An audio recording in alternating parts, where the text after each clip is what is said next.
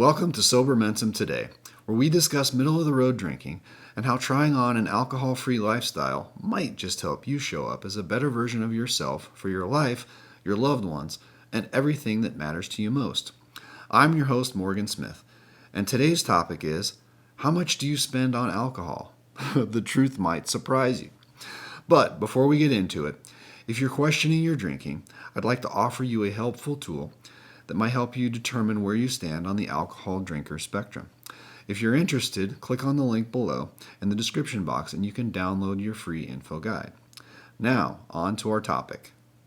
So, when it comes to kind of questioning your drinking and the role that alcohol has risen to in your life as a habit, even if you're not a 10 out of 10 on the drinker spectrum, if you're somewhere in the middle of the road like I used to be and like many adults are these days, there's lots of different aspects of this that we sort of wrestle with in our life, maybe how it affects our sleep, how it affects our energy levels, how it affects our relationships, just how it makes us feel and way it interferes with other things in our life that we like to accomplish or what have you, ways that we might feel it's holding us back.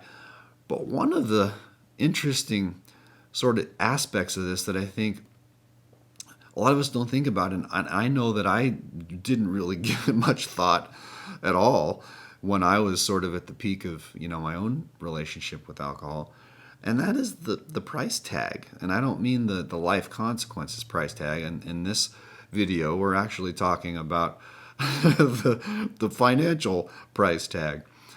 And it's just sort of easy to not pay attention to that, especially if you've been an avid drinker for, many, many years. It just sort of becomes a part of your monthly grocery bill, or, if you go out and drink out a lot, it just sort of becomes a part of your lifestyle and a part of your routine, and maybe you don't give it a lot of thought. But, when I finally started crunching the numbers, and for me, this was really, it was toward the end of my drinking, or maybe when I had finally let it go and moved into my current sober vacation status.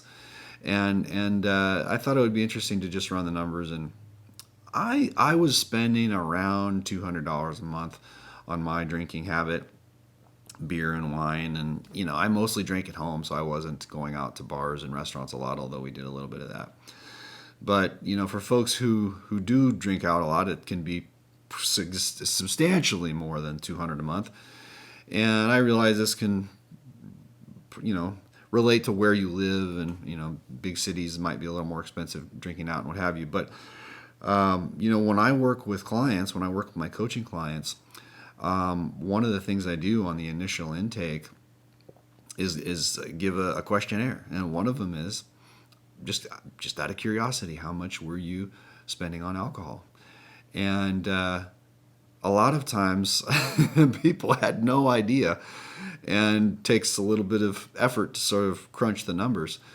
And I just think it can be a real eye-opener. So that's the point of today's video, is if you're questioning your drinking, and maybe you already have some motivation to maybe take a break for other reasons, I'm just going to hand you one more reason. And this one is quite tangible because it's numerical in nature. So my first suggestion to you is, number one, run your own numbers. Just take a look at it. Take a look at your grocery bills or your Costco bill or wherever you're acquiring your alcohol from, Bevmo or what have you in your area. But run your own numbers, and just so in my own personal case, at $200 a month spend, that's $2,400 a year. That's $24,000 per decade. And, I'm 48 years old. So let's say I live another 30 years. I hope to live more than 30 more years. But average life expectancy for an American adult male, I think, is 76-ish, 78, something like that. So let's just call it 30 years. At $24,000 per decade, I was on track to spend another $72,000 across the remainder of my life on alcohol. Now, was that Was that a worthwhile investment? Well, I would have to answer that question. In hindsight, I now say no. But, you can answer that question for yourself. But I think it's a very useful exercise to kind of run those numbers and make a determination. What do I think about this? It's kind of interesting. Just as a frame of reference, the average that the clients that I work with report back to me is in that, let's say 175 all the way up to as much as $500 a month spent. And again, I think a lot of that has to do with the more people are consuming alcohol out at bars and pubs and restaurants. Just obviously, it's just more expensive to do it that way. But the numbers that I shared for myself, I mean, imagine doubling those. Let's just say $400 a month. That would end up being $4,800 a year, right? Almost $5,000. $48,000 per decade.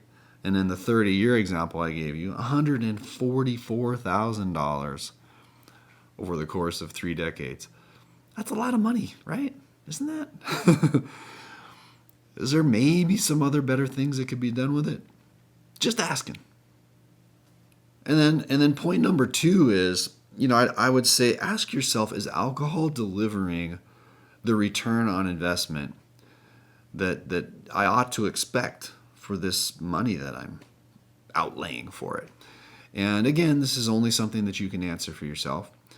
But when you see those numbers, and especially in the aggregate over the course of years and decades, I think it can really force you to, from a different angle, as opposed to just the lifestyle and health and wellness and relationship aspects of your drinking habit that could improve if you were to take an extended break.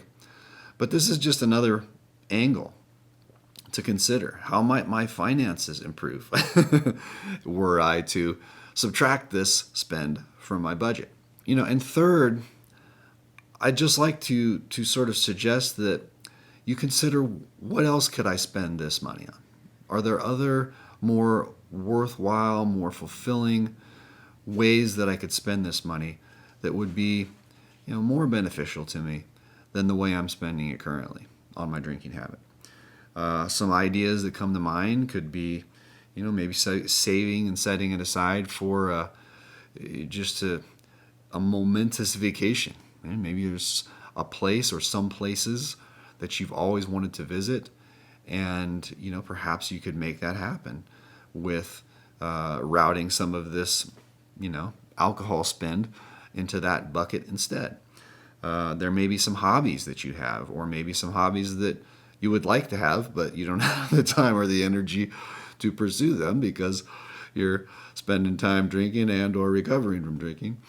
But maybe there's something you've always wanted to do. You've always wanted to pursue some lessons, or maybe there's some equipment you need to buy for this particular hobby, whatever it might be. I don't know, mountain biking, golf, playing a musical instrument, what have you.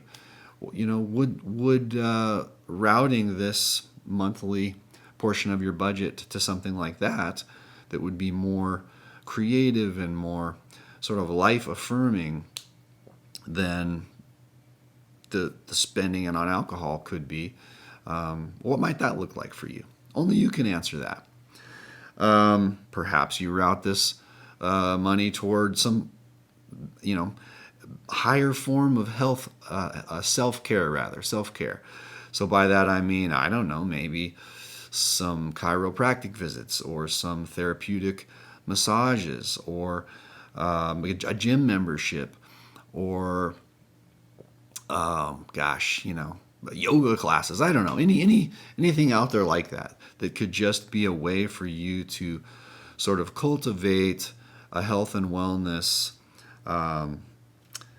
perspective in a way that might not be as potentially harmful to you as alcohol is. All right, and then last but not least, if you're really careful with money and you're not one to maybe want to spend it somewhere else, you could just save it and invest it. I mean, what would that look like over the course of a couple of decades? Putting a few $100s a month into a really aggressive growth investment portfolio. Again, just some thoughts on a different way of looking at this. And who knows? Think about it. Keep an open mind. Short episode today, but in a nutshell, run the numbers on what you're spending on your alcohol habit. Ask yourself, is it worth it? And then finally, what else could I be doing with this money that might be better for me, better for my life, better for my loved ones, better for my future, better for my health, and ultimately, better for my legacy? With that said, we'll see you next time on Sober Mentum Today.